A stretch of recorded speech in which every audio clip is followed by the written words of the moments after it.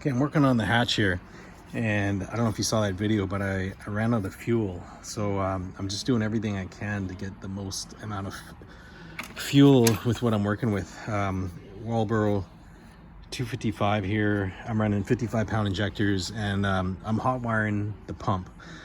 So we tried hot wiring it on the dyno, but there is that little section of wire that goes between the connector and the pump itself. So what I did was I had a couple of these here. I just wanted to see how it came apart.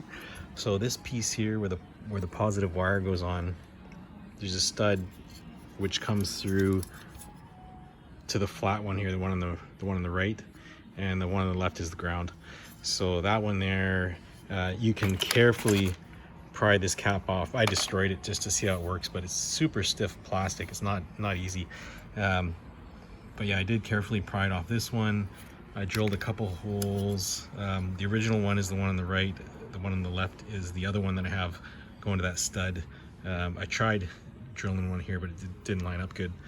And then the other side, I just I opened it up, and then I crimped to the I guess it's not vinyl, it's some fuel safe insulation, and then I soldered it there.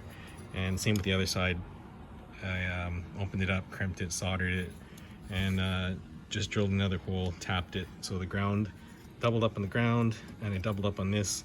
I guess you need some fuel safe wire, non-PVC. So I just used other wire off one of these other pumps, and that should be it for hot wire from the tank connector to the pump itself.